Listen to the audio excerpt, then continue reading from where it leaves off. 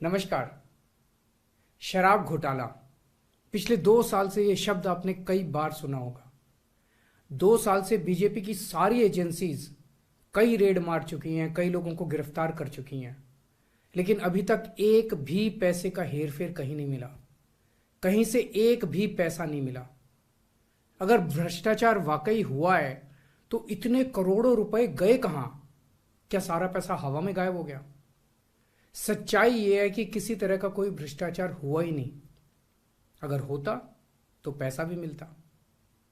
ऐसे फर्जी केस में आम आदमी पार्टी के कई नेताओं को इन्होंने अभी तक जेल में रखा हुआ है। किसी के भी खिलाफ कोई सबूत नहीं है, कुछ साबित नहीं हो रहा, खुलेआम गुंडागर्दी चल रही है, किसी को भी पकड़ के जेल में डाल दो।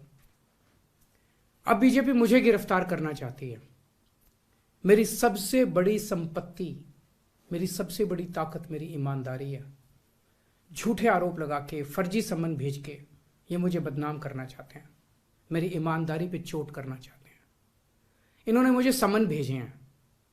मेरे वकीलों ने मुझे बताया कि ये सम्मन गैर कानूनी है। क्यों गैर कानूनी है?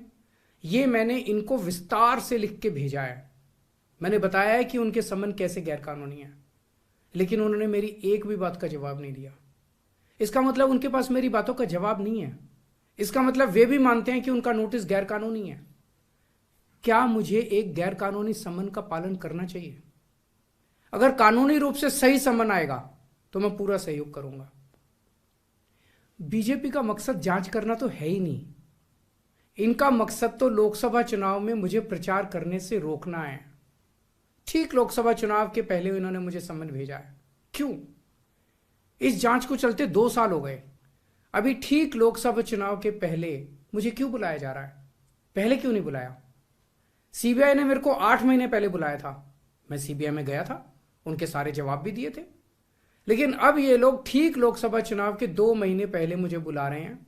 तो बीजेपी का मकसद कोई पूछताछ करना थोड़ी है। इनका मकसद है पूछताछ के बहाने केजरीवाल को बुला लो और उसे गिरफ्तार कर लो, ताकि मैं लोकसभा चुनाव में प्रचार ना कर पाऊं। आज बीजेपी भ्रष्टाचारियों को नहीं पकड़ रही, बल्कि खुलेआम ईडी और सीबीआई का इस्तेमाल करके दूसरी पार्टियों के नेताओं को तोड़ के बीजेपी में शामिल करवाने का काम किया जा रहा है।